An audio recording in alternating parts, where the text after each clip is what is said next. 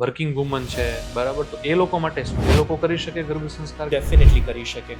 Exactly ગર્ભ સંસ્કાર શું છે? ગર્ભને જે સંસ્કાર આપવાના હોય એને ગર્ભ સંસ્કાર કહેવાય. માતાઓએ કઈ કઈ વસ્તુનું ધ્યાન રાખવું જોઈએ, શું એક્ટિવિટી કરવી જોઈએ? આપણે જે મૂળ 4 ક્વોશન્ટની વાત કરી કે ફિઝિકલી, ઇમોશનલી, સ્પિરિચ્યુઅલી અને ઇન્ટેલિજન્ટ હોવું જોઈએ, તો એ ચારેયના દૃષ્ટિકોણથી અલગ અલગ એક્ટિવિટીઝ અમે ડિઝાઇન કરી છે. પ્રેગ્નન્સી જે પ્લાન કરે છે તો એ વ્યક્તિએ ક્યારે પ્રેગ્નન્સી પ્લાન થઈ ગયા પછી ગર્ભ સંસ્કાર કરવા જોઈએ કે એમનું કોઈ સ્ટાર્ટિંગ કઈ રીતે કરવું? ગર્ભ સંસ્કારની શરૂઆત જ્યારે પતિ પત્ની પહેલી વાર એવો વિચાર કરે ને કે હવે બાળક રાખવું છે ત્યારથી જ થઈ જાય છે.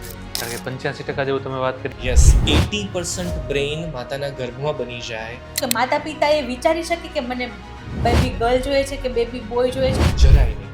આપણા ઋષિમુનિઓ છે ને બહુ વાઇઝ હતા, બહુ જ બુદ્ધિશાળી હતા. ખરેખર જો આવું શક્ય પણ હોત ને તો આવી વાતો એમણે આગળ પહોંચવા જ ના દીધી હોત.